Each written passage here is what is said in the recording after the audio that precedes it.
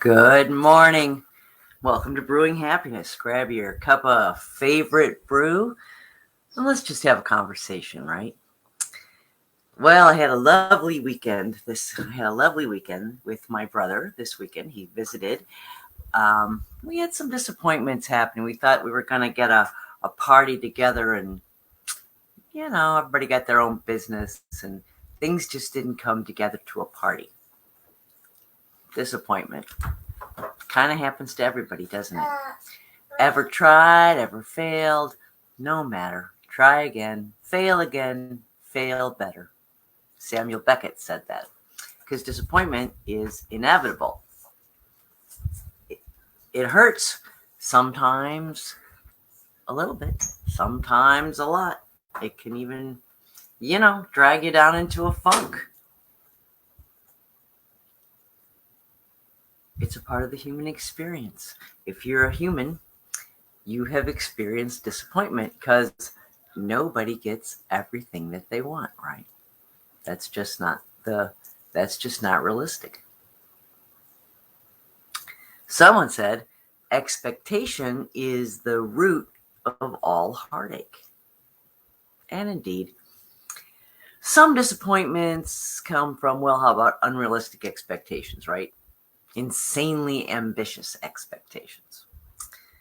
And some disappointments really just come at us out of left field, right? They just, we didn't really expect them. We didn't really do anything. They just happen. And that is life. Sometimes we're even disappointed when we do get what we want. Wasn't exactly how we pictured it. Or maybe we got something and then we didn't feel like we deserved it, so we couldn't enjoy it. Or maybe it's something we really didn't want in the first place, right? Disappointment is an offshoot of the basic emotion, sadness. It's a complex emotion that, touches us in a lot of ways. When we feel our expectations for a desired outcome is dashed, we know what it feels like, right? We all know what it feels like. Sometimes we're anger at not getting what we wanted. We might feel grief for the loss of what we expected to happen or what we had already claimed as ours. Hard stuff, right? Disappointment is an evolutionary, I'm not sure if that's the right word, evolutionary emotion. It was part of our evolution. It was part of evolving, right? It was part of the way we survived, grew. Because disappointment can make a difference. So really there are three main causes of disappointment. We have what's called arrival fallacy. Now this means when we're so focused on attaining our goal, we lose sight of everything else, right? We overextend ourselves. We're so unhappy, we're living with unhappiness, and we're telling ourselves it's all going to be worth it when we arrive, whenever we're working for it gets there, right? But the getting there, the working to the happiness is not making us happy. So what you thought would bring you happiness and positive emotions is now causing you disappointment, right? Or unrealistic expectations, of course. We all do this. We build up our hopes to sometimes what you'll say are unattainable heights, right? Or we misread a situation, a relationship. Honestly, the higher the expectation, the more intense the letdown is. Finally, we experience disappointment from our experiences in our childhood. If you had a traumatic event around loss or disappointment during childhood, you may have learned to stop expecting good things. You may have not developed the habit of positive thinking, right? And as an adult, your childhood experience may be coloring all your outcomes and might even turn it into like a self-fulfilling prophecy, right? That you expect disappointment and so that's what you get. Or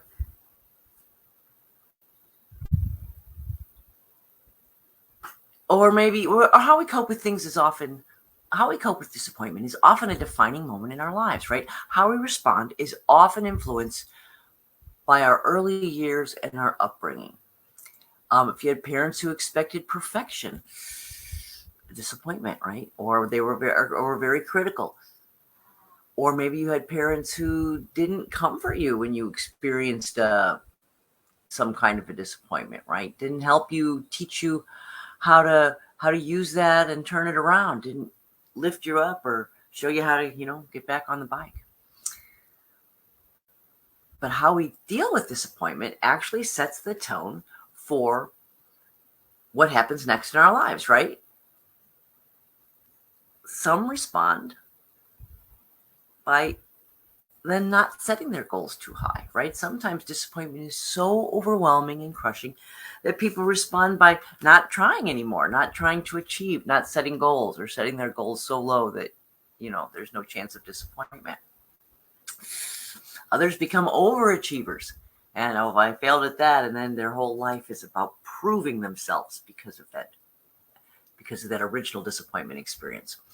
But responding well to disappointment can also strengthen us, right? It can teach you new skills. It is definitely full of lessons that you apparently need to learn, right?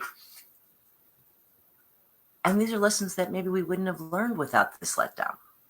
So the actions you take after disappointment can impact your eventual outcome and help you make better decisions the next time.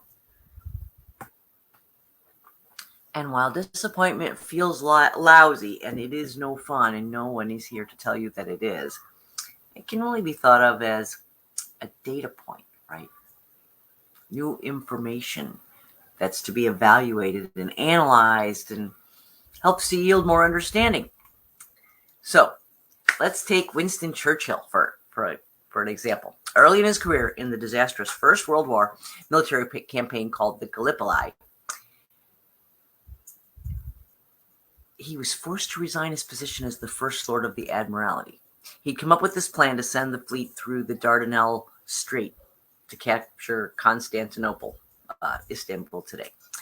And this was later referred to as Churchill's folly because it did not go well.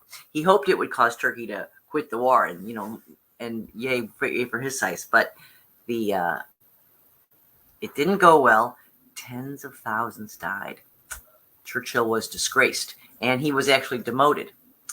So, to cope with this and the humiliation, right, he was a public figure.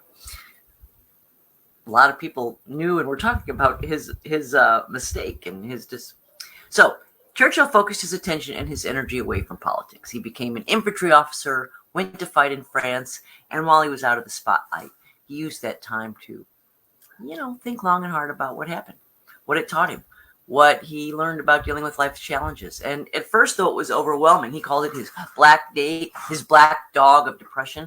But he realized that it would be more constructive in the long run to frame his disappointment as a learning experience, not as a failure. And he used it as a catalyst for personal growth. And this deep soul searching yielded information about him and the world around him and how it all operated. And obviously he came back to roaring success. Incidentally, he also suffered disappointment when he was ousted out of the British Parliament after basically winning World War II for the Allies. So a great man, a great life, great disappointments. Seems almost all creative people, artists, scientists, engineers, visionaries, innovators, others, anybody who's made a significant impact in the world have one thing in common. They encountered difficulties along their way, right? They had disappointments and setbacks on the ladder to success. No one's rise or no one's improvement path looks like this, like a straight line, right? It's this. We go, we lose a little ground. We grow, we lose a little ground. That's how it works. And all people do, they had to tough it out. They had to keep going, or they did tough it out and keep going, because those are the names you know. The ones who did tough it out, who did keep going. Everybody suffers setbacks. Some people, though, get up, dust themselves off, and charge forward even stronger. And those are the people whose names you know. They learn to learn. They learn to learn from their failures, right? And they learn to take the criticism, take the knocks, get up when they're knocked down, and just keep on keeping on repeatedly. So here's a few examples. I thought it'd be fun to go through a few examples of major disappointments that people have overcome. Admiral Richard Byrd. He was the explained explorer. He was released from the Navy as unfit for service, right until he flew over both the North Pole and the South Pole. Then they welcomed him back as, a hero. Wernher von Braun, one of the world's top brilliant rocket scientists, flunked 9th grade algebra. Pretty sure they're using algebra somewhere in rocket science, but didn't stop. Gertrude Stein, American writer and poet, submitted poems for 20 years before one was finally accepted. 20 years. She got those rejection letters and continued to submit those poems.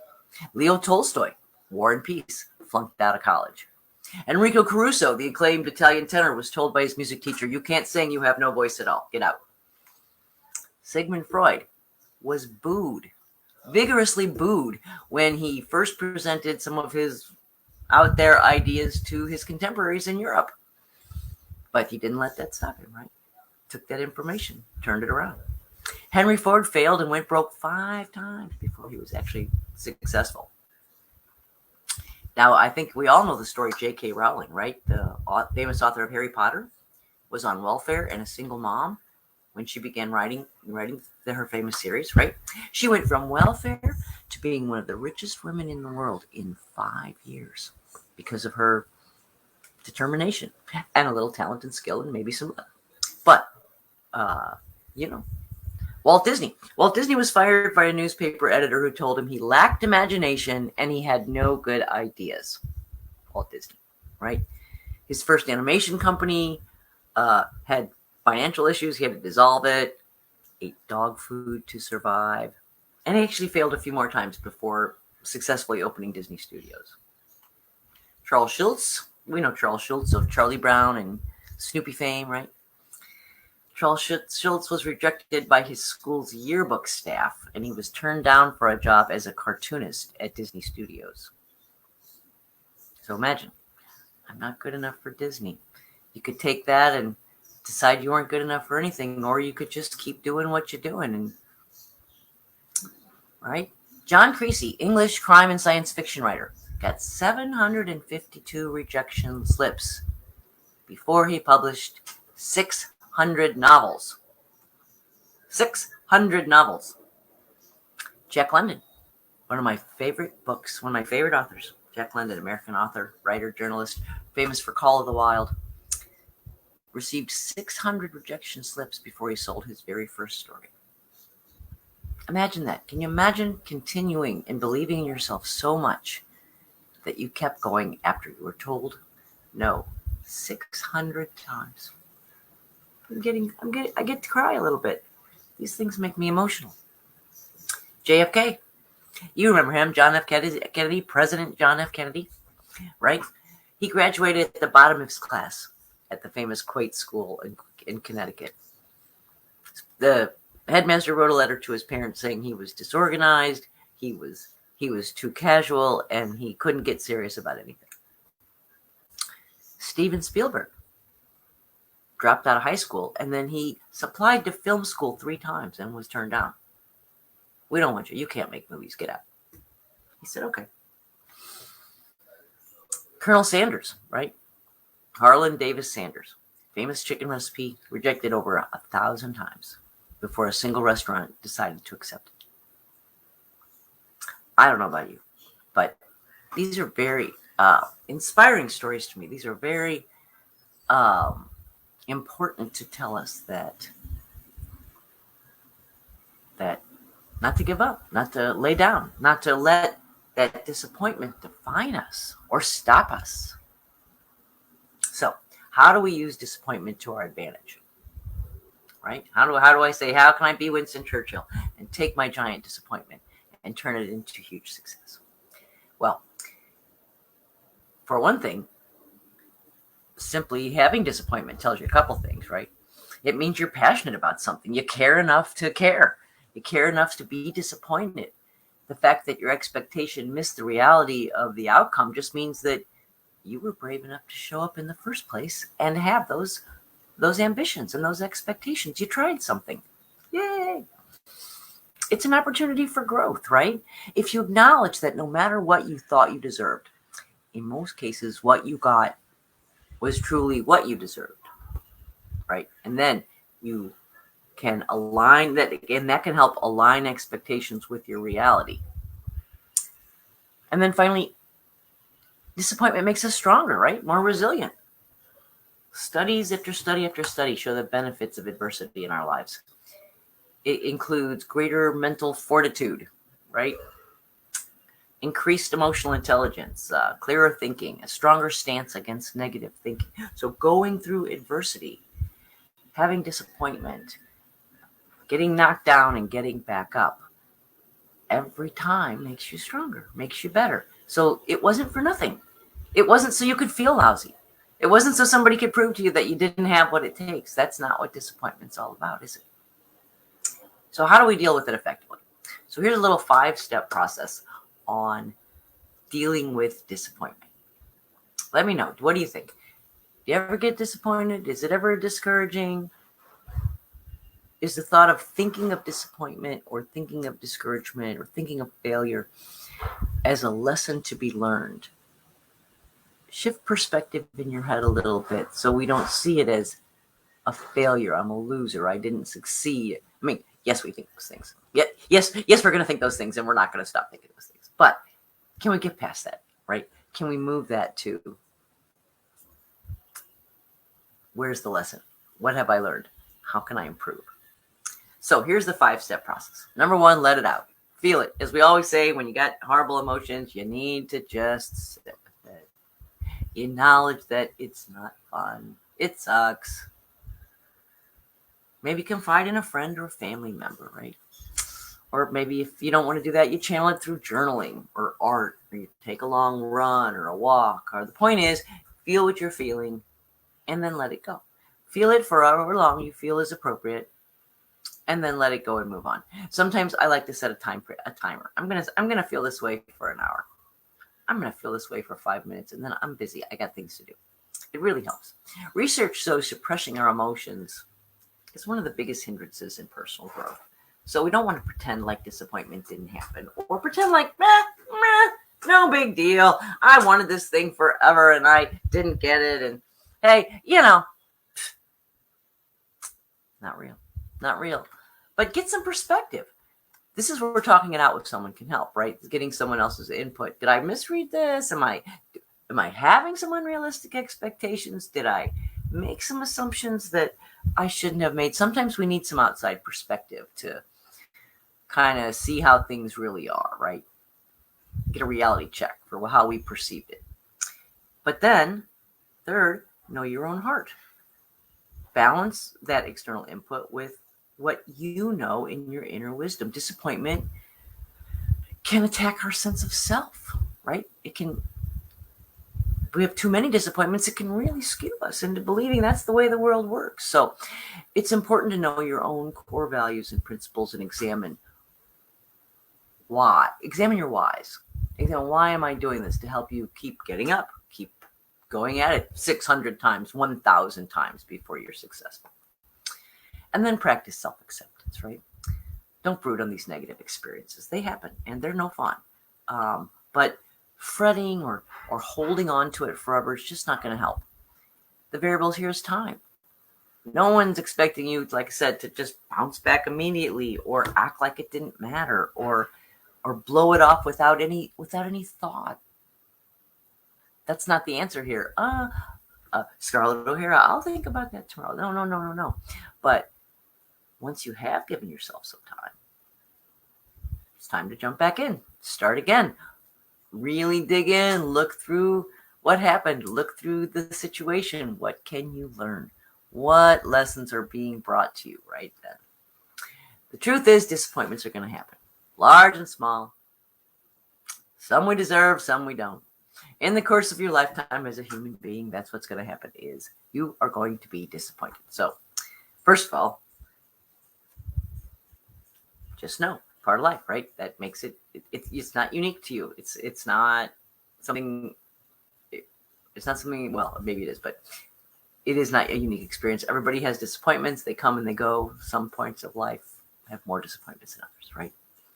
It means you're living a life. It means that you're out there trying things, doing things, putting yourself out there and giving your, and putting the shot over the bow, putting yourself out there, knowing you might not succeed. That's courage, my friend. That's bravery. Those are things to feel proud of. When you failed, you can say, but I tried. I did it. I went out there and did it. And here's what I learned so I can do it better the next time. The truth is, you might be exactly where you need to be when disappointment happens to learn the lesson that you need to learn that couldn't be learned without the situation you just had to go through. Right? Perspective. It's all perspective. That's the name of the game. Disappointment is inevitable. I'll say that again. Disappointment is inevitable, but discouragement, now that is a choice. So that's the story on disappointment. It happens to everybody. The people that you read about in the history books and watch on TV, in most cases, those are the people it happened to the most. And why did it happen to them the most? Because they're the ones who kept putting it out there. How many of us, after 100 or 200 or 300 rejection letters, would go, well, I guess I'm not a very good poet. Nobody wants to read what I wrote. Seems like that would be your natural response. But to have it in you, to keep on keeping on through 600 rejection letters, through 1,000 rejection letters, through being told you have no talent in your area of passion. The people that get up, figure it out, and come back and do it again, those are the heroes, right? And that's what we're striving for, to use disappointment as a stepping stone, a wisdom builder, a way to build up our resilience. You just don't forget. Don't forget. Be proud of yourself for being out there. Have perspective about your failure and what it says. You are not your failure. You are not what did not happen to you or what you did not achieve. Don't equate yourself with it. It's just, like I said, just one data point in a lifetime of data points. So take that data point and put it to use. Learn what you can from it. Pull lessons, become wiser, make better decisions. So with that said, I'm going to end this with a poem. I can't remember if I read this poem recently or not. I'm going to have to apologize. I got it ready, and I think I did not read it one day because the show went long. But if I read it recently, oh well. It's called Not the Lesson. And I think it speaks perfectly to our discussion today on disappointment. When things are good and times are high, we seldom stop to question why or take the chance to jeopardize the sweet release that bliss supplies. No questions asked or analyzed as current pleasures tantalized, forgotten in felicity, and joys found in simplicity. To bask in moments purely grand, oblige no urge to understand. And though as much as any soul I love the moment's happiness, I also know at times we stroll along the anguish of distress. When days are dark and all is lost, we're forced to face what most we fear of what we have and what it cost, and to which values we adhere. As patience, strength, and faith are tested, future wisdoms all are vested, lessons learned we grow beyond, expand our lives and break the bond of chains we make of limitations, rejecting all their implications, unaware that tribulations often lead to inspirations. Pain and suffering rarely seen is not the lesson, but the mean. So revel when the glory days bring joy and sunshine cross your course, and diminish not the happy ways you'll join in union with your source. But in times when hope seems far away, when grace and courage are required, take heart that what you give today is not half as much as you've acquired. That's right. Lessons for today. All right, my friends. Until tomorrow, make it a happy day.